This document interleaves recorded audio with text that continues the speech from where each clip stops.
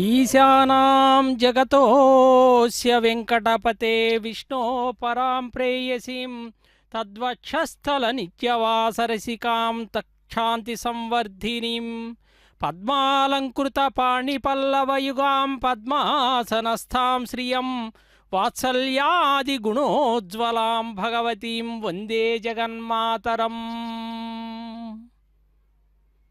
స్వామివారి యొక్క ప్రతిరూపం చూడండి. అమ్మవారి యొక్క దర్శనం రథసప్తమి నాడు అమ్మవారు అదుగో గజవాహనాన్ని అధిరోహించి ఇప్పుడు అదుగో గరుడ వాహనంపై వేంచేసి ఉన్నటువంటి అమ్మవారిని ఆ దర్శన భాగ్యాన్నంతా కూడా భక్తకోటి అంతా కూడా అనుగ్రహిస్తూ సమస్త లోకాల పట్ల కూడా ఆధిపత్యం కలిగినటువంటి తల్లి అదుగో ఇప్పుడే నీరాజనాన్ని కూడా సమర్పించారు. సమస్త లోకాల్ని కూడా ఆశీర్వదించేటటువంటి ధర్మార్థ కామాదుల్ని జీవులకు అనుగ్రహింపగలిగినటువంటి శక్తియుక్తులకు నిలవైనటువంటి తల్లి ఎవరు అని చెప్పి అంటే అదుగో అలివేలు మంగమ్మ.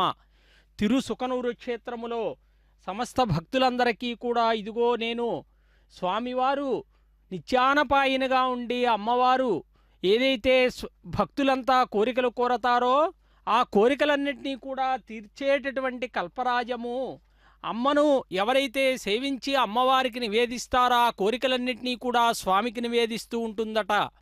అందుకే చూడండి, స్వామిని అమ్మవారిని సేవించేటప్పుడు మరి స్వామివారు ఎలాగైతే గరుడ సేవలో మనం భక్తజనులందరినీ కూడా అనుగ్రహిస్తాడో అదుగో తిరుసుకనూరు క్షేత్రములో కూడా గరుడ వాహనంపై అమ్మవారు ఊరేగుతూ సకల లోకాలన్నింటినీ కూడా ఆశీర్వదిస్తూ ఉన్నారు. పద్మహస్తే నమస్తుభ్యం ప్రసీద హరివల్లభే ఋగ్యజుస్సామరూపాయై విద్యాయై తే నమో నమః. అమ్మవారి యొక్క పుష్పాలంకరణ చూడండి.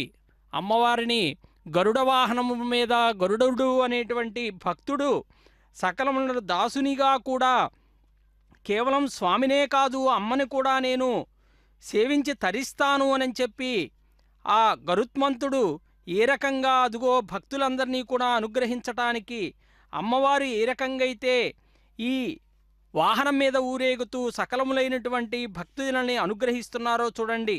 ఒక్కొక్క వాహనం మీద ఊరేగుతూ ఎటువంటి సంకేతాలను ఇస్తారు అని చెప్పి అంటే అనేకములైనటువంటి అన్నిటి వాహనాల్లో కూడా ముఖ్యమైనటువంటి వాహనం ఏది అంటే ఇదిగో రథసప్తమి నాడు గరుడ వాహనం అనే చెప్తారు.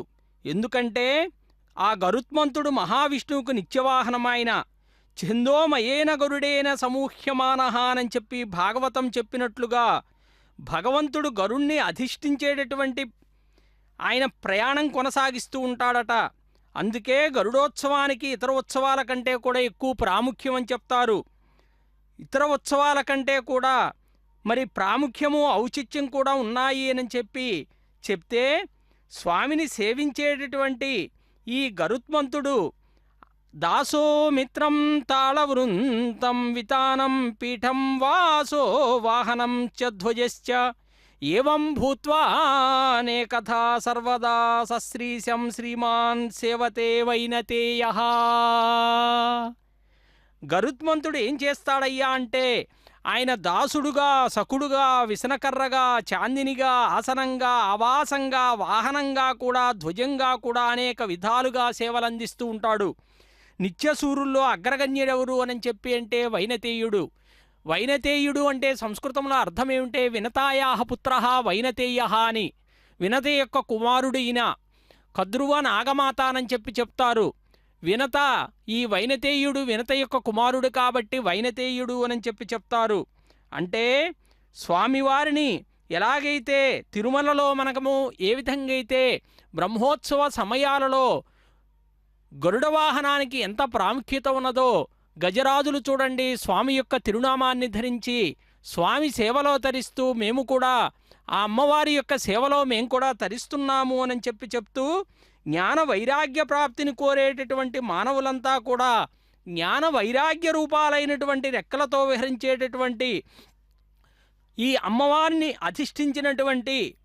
అధిష్ఠితుడైనటువంటి అంటే కేవలం గరుత్మంతుని దర్శిస్తే మనకి అభీష్ట సిద్ధి అనేటువంటిది పొందుతామట.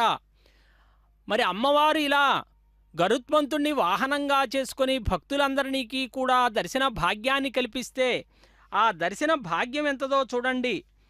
అనేక రకాలైనటువంటి అమ్మవారిని ఆనాడు బ్రహ్మాది దేవతలతో కూడా అమ్మవారు ఒక మాట అన్నారట. వరాహపురాణం ఏమని చెప్పింది అనంటే, అఖండై బిల్వపత్రై మామర్చయంతి నరాభువి స్తోత్రేణానేనై దేవా నరాయుష్మత్కృతేన వై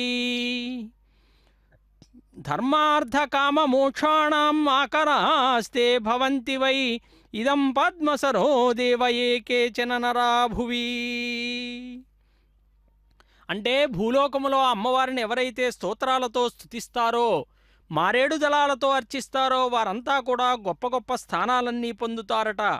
ఎందుకంటే మానవులందరూ కూడా ధర్మార్థకామమోక్షాలు అనేటువంటి పురుషార్థాన్ని పొందగలిగేటటువంటిది ఎప్పుడు అంటే, ఇదిగో గరుడ వాహనంపై ఊరేగేటటువంటి అమ్మవారిని సేవిస్తే ఆ మనుష్యులంతా కూడా ఐశ్వర్యాన్ని పొందుతారట, దీర్ఘాయువును పొందుతారట, విద్యను, తేజస్సును, పుత్ర సంతానాలను పొంది చివరికి మోక్ష సామ్రాజ్యాన్ని కూడా పొందుతారు అని చెప్పి ఆ అమ్మవారే విష్ణు వక్షస్థలాన్ని అనక్కరించి అదుగో గరుత్మంతునిపై అధిరోహించి ఆనాడు వైకుంఠానికి వెళ్ళిందట. అందుకే అమ్మను మనం సేవిస్తూ ఉన్నాం. అమ్మవారిని తరించేటటువంటి భాగ్యం ఏది అంటే, ఇదిగో ఈనాడు ఈ బ్రహ్మోత్సవ సమయంలో రథ సప్తమి నాడు అమ్మవారు ఊరేగుతూ చెప్పేటటువంటి మాట ఇది.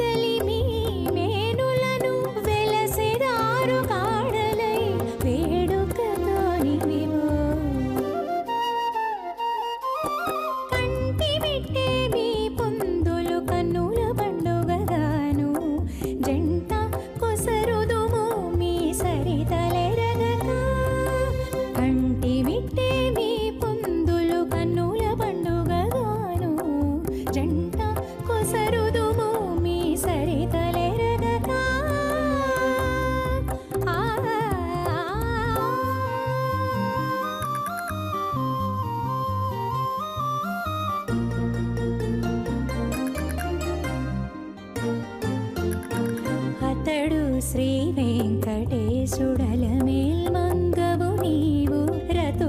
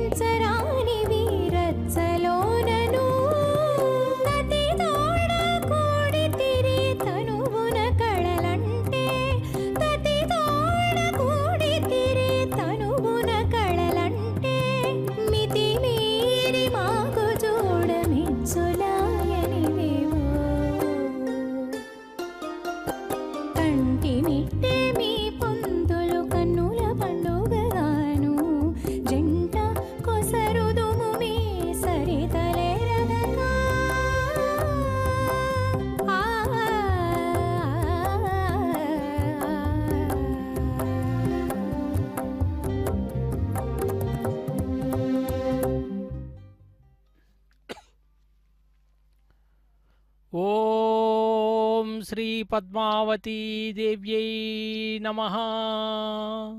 తిరుసుకనూరు క్షేత్రములో భక్తులంతా కూడా చూడండి అమ్మవారిని తరించటానికి నీరాజనాలు సమర్పిస్తూ వాహన సేవలో తరిస్తూ ఉన్నారు.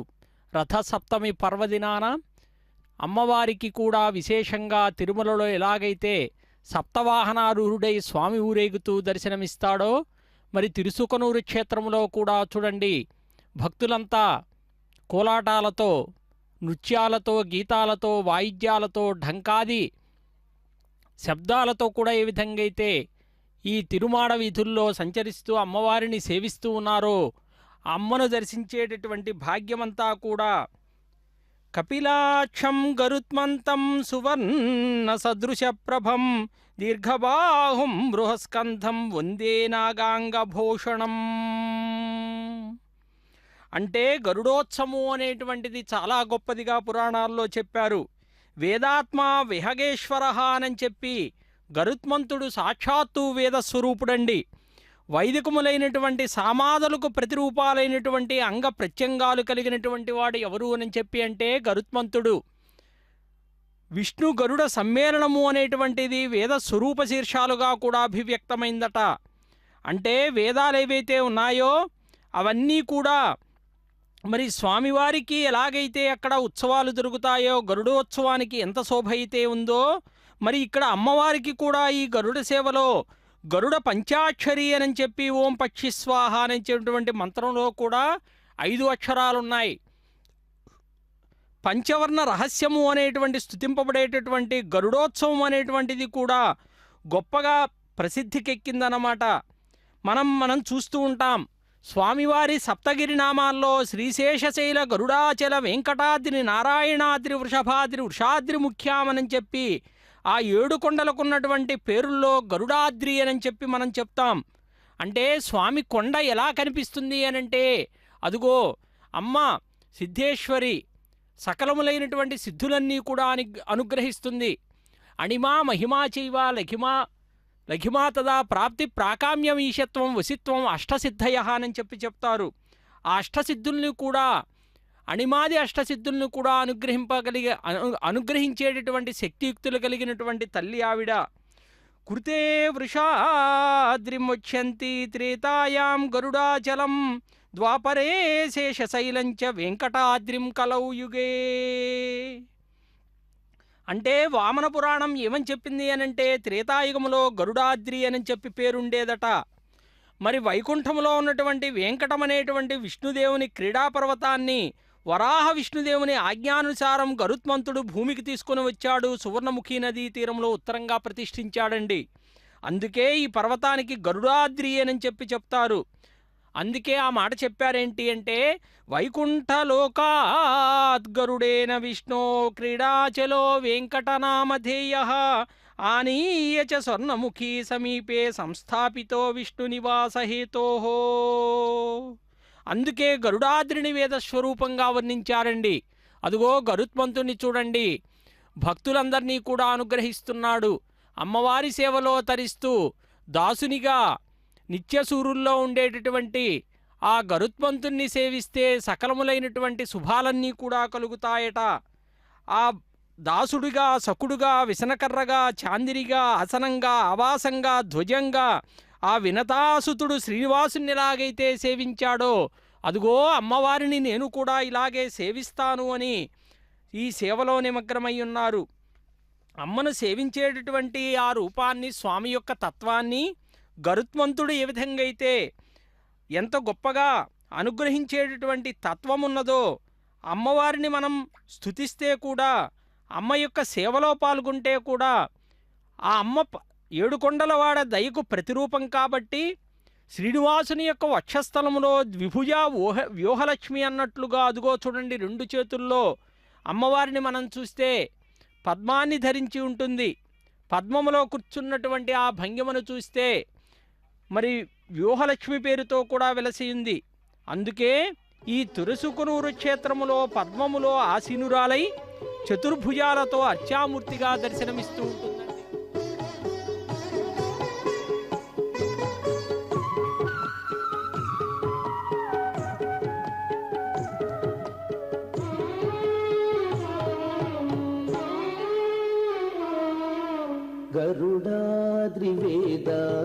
కలిమీపే గరుడాద్రి వేదాద్రి కలిమీపే సిరులొసగి చూడరు చింతామణిపే గరుడాద్రి వేదాద్రి కలిమీపే సిరులొసగి చూడరు చింతామణిపే గరుడాద్రి వేదాద్రి కలిమీపే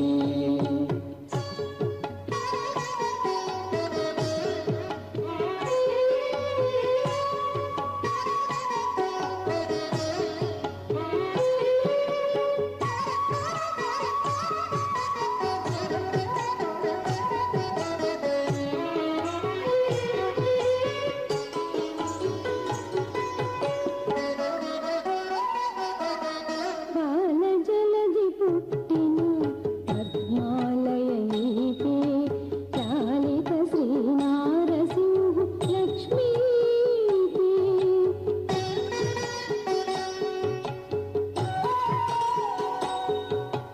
పాలజలధి పుట్టిన పద్మాలయైపే లాలిత శ్రీ నారసింహు లక్ష్మీపే లోకమాతయే మించిన మగువాయిపే ఈ లీలలోకములేని ఇందిరయిపే మేలిమి లోకమాతయి మించిన మగువాయిపే ఈ లీల లోకములేలి ఇందిరయిపే గరుడాద్రి వేదాద్రి కలిమీ నమః